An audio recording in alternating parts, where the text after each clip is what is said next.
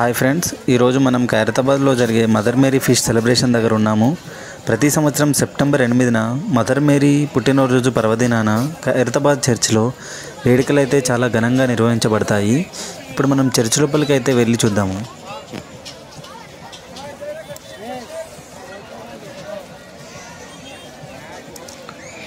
ముందుగా మనం ఎంటర్ అవ్వడంతో లెఫ్ట్ సైడ్లో తలనీలాలు అయితే ఇస్తున్నారు.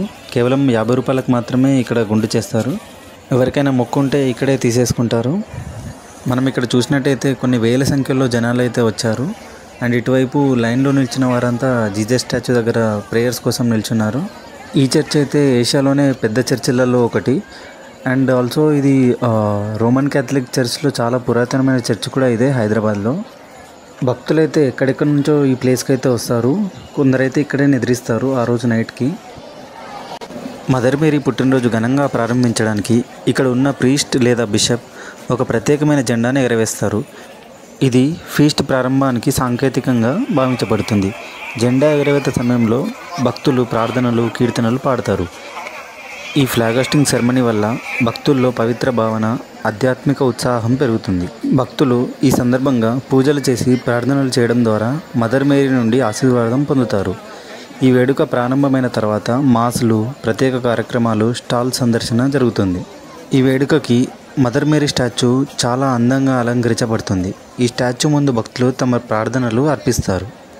అలానే బయట ఉన్న జీసస్ క్రైస్ట్ స్టాచ్యూ చాలా ప్రత్యేకమైనది. భక్తులు ఈ స్టాచ్యూ ముందు నిలబడి ప్రార్థనలు చేస్తారు.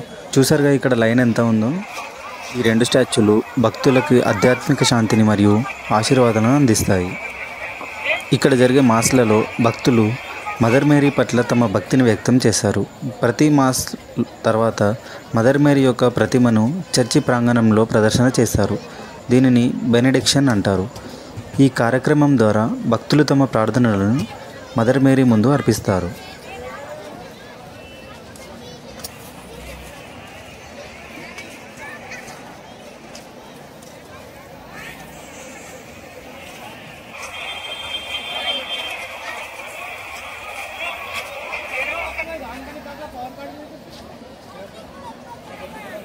మాస్ తర్వాత చర్చి బయట వివిధ రకాల స్టాల్స్ ఉంటాయి.